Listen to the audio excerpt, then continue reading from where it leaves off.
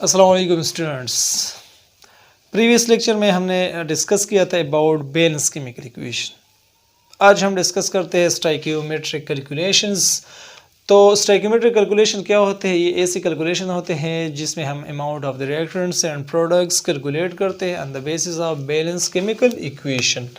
क्या करते हैं? बैलेंस केमिकल इक्वेशन को यूज़ करते हैं टू कैलकुलेट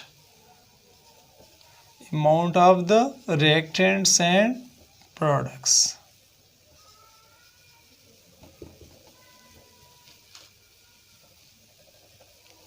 किस तरह यूज करते हैं तो ये हम आगे पढ़ते हैं। अच्छा, अमाउंट ऑफ द रिएक्टेंट्स हो या प्रोडक्ट हो, ठीक है, तो वो हमने पिछले लेक्चर में भी पढ़ा था कि डिफरेंट यूनिट्स में हम क्या कर सकते हैं, मेजर कर सकते हैं, चाहे वॉल्यूम हो, मास हो, मोल हो, ठीक है। तो इन यूनिट के लिहाज से different calculations, different stoichiometric calculation possible होते हैं। Like mole stoichiometric calculations, mole mass,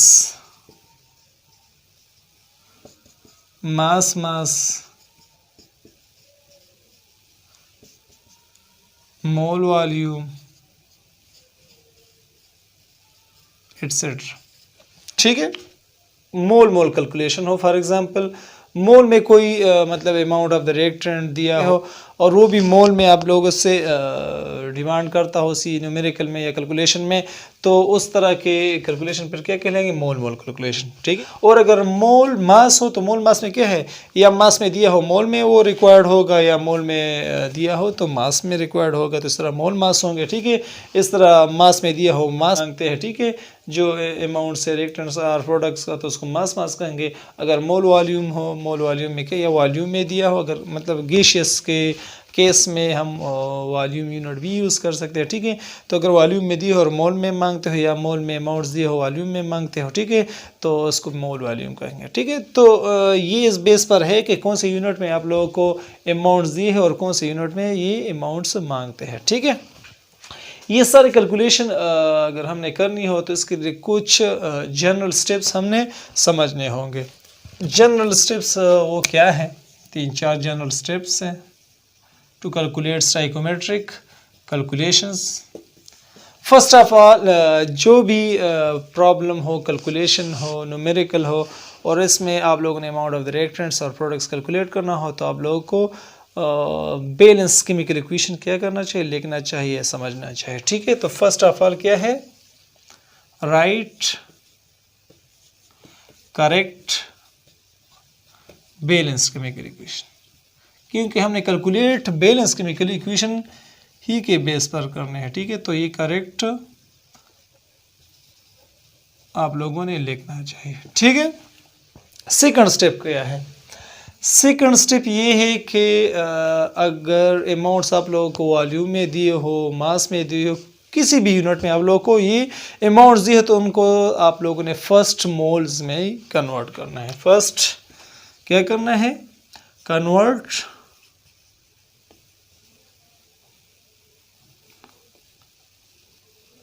all amounts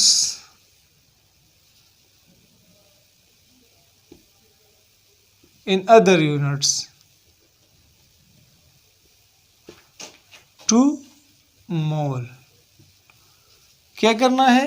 convert all amounts in other units to mole.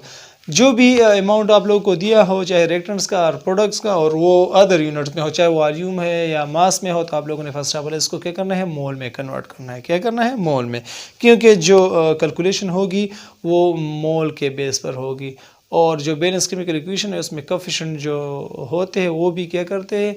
Moles को ही शो करते हैं। हमने significance of balance chemical equation में पढ़ा था। अच्छा, थर्ड स्टेप क्या है? बैलेंस केमिकल इक्वेशन से आप लोगों ने mole ratios between the reactants and products which are you going to calculate, मतलब जो अमाउंट ऑफ रिएक्टेंट्स और प्रोडक्ट्स का आप लोगों ने कैलकुलेट करना हो, उसके दरमियान जो रेशोज है या रिलेशनशिप है वो क्या करना है? लेना है, ठीक है। तो थर्ड क्या है? Take out mole ratio mole ratio or equivalencies between reactants and products। ठीक है, जो रिएक्टेंट्स और प्रोडक्ट्स इसके दरमियान जो मोल रेशो है या इक्विवेलेंसी है या रिलेशन है, ठीक है, उसको हमने क्या करना है, लेना है, और उसी के बेस पर हम क्या करेंगे फिर मजीद कैलकुलेशन करेंगे, जिसको हम कन्वर्जन फैक्टर भी कहते हैं। ठीक है, मोल रेशो या मोल इक्विवेलेंसी या relation between reactant and products, या जिसको हम कन्वर्जन फैक्टर कहते हैं, उन दो स्पीशीज़ के दरमियान जिसकी हमने कैलकुलेशन करनी हो तो उसको क्या करना है, वो लेना है। ठीक है, लास्ट में जब हम कैलकुलेशन करते हैं तो जिस यूनिट में भी मांगा हो, ठीक है, तो उसको उसमें कन्वर्ट करना है। ठीक है, इन द लास्ट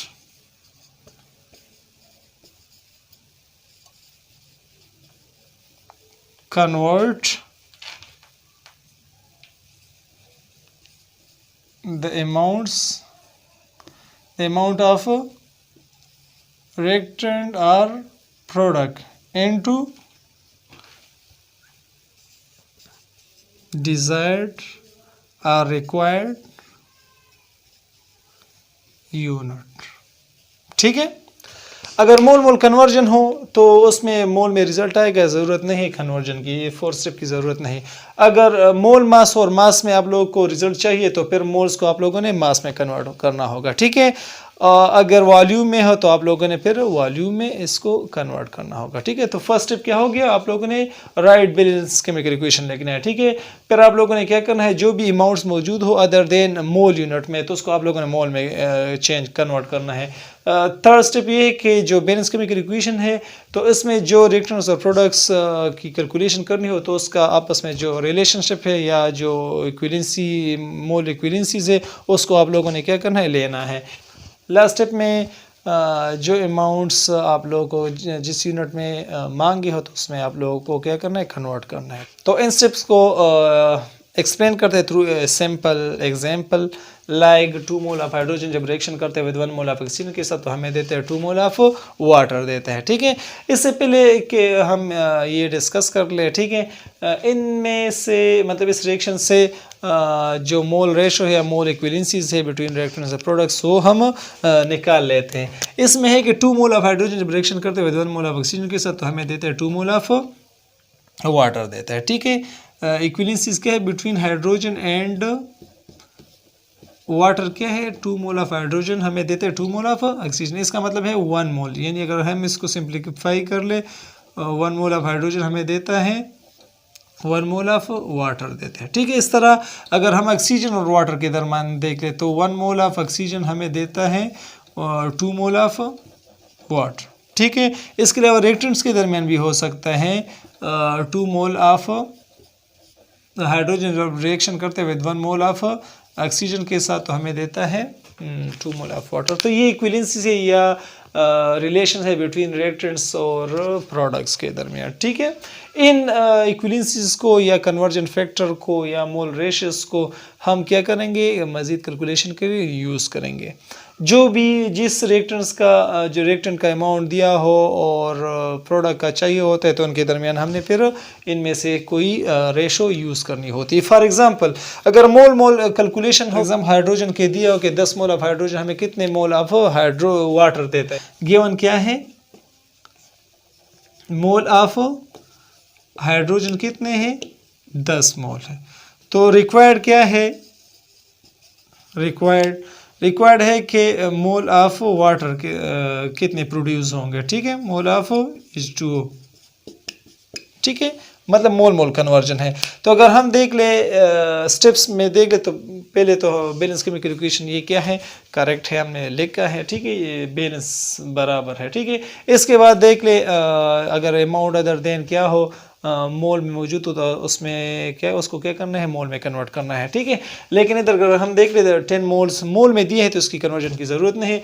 फिर क्या करना है, हाइड्रोजन के मोल दिए हैं और वाटर के चाहिए, तो मोल रेशो हमने किन दो के दरमियान लेनी है, वाटर और हाइड्रोजन के दरमियान, क्योंकि गिवन क्या है, मोल ऑफ हाइड्रोजन और चाहिए क्या है, मोल ऑफ वाटर। तो ऑक्सीजन के साथ हमारा कोई कंसर्न नहीं किए, इन दोनों का मतलब रिलेशन है आपस में। तो अगर हम देख ले तो इन इक्विवेलेंसीज को देख ले तो 1 मोल ऑफ हाइड्रोजन हमें देता है व्हाट 1 मोल ऑफ वाटर, ठीक है। तो 10 मोल ऑफ हाइड्रोजन कितने 10 मोल ऑफ हाइड्रोजन वाटर देगा, ठीक है। इसी तरह अगर हमें मास में दिया हो, ठीक है, तो मास में अगर कोई चीज़ दिया तो इसको हमने पहले मोल में कन्वर्ट करना है। फॉर एग्जांपल अगर हमें दिया हो कि 10 ग्राम ऑफ वाटर हमें कितने मोल्स, 10 ग्राम ऑफ हाइड्रोजन हमें कितने मोल्स ऑफ वाटर देते हैं, ठीक है। तो 10 ग्राम ऑफ हाइड्रोजन को पहले मोल्स में कन्वर्ट कर ले, इससे मोल्स आ जाएंगे, फिर इस इक्विवेलेंसीज को यूज़ करते हुए हम निकाल सकते हैं। तो ये मोल मास कन्वर्जन होगा, ठीक है। इस तरह भी हो सकता है कि हमें दिया गया होगा for example 32 gram of oxygen हमें कितने ग्राम ऑफ वाटर देता है, ठीक है।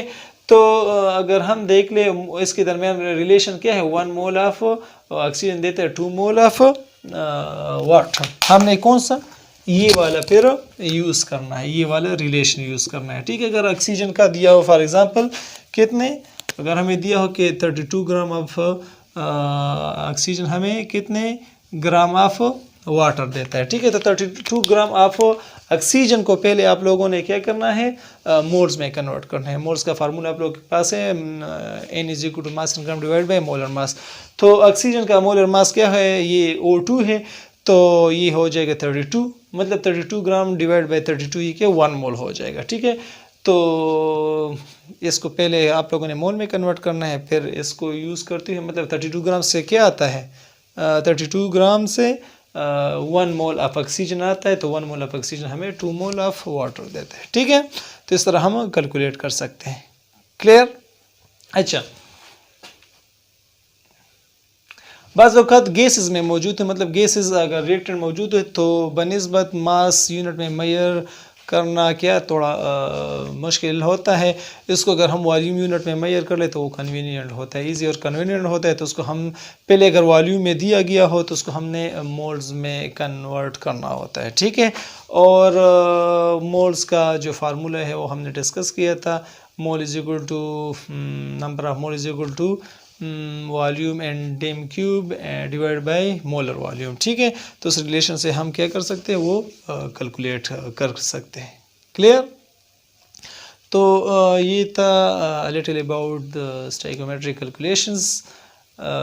इसमें अगर हो कुछ तो फिर आप लोग पूछ सकते हैं।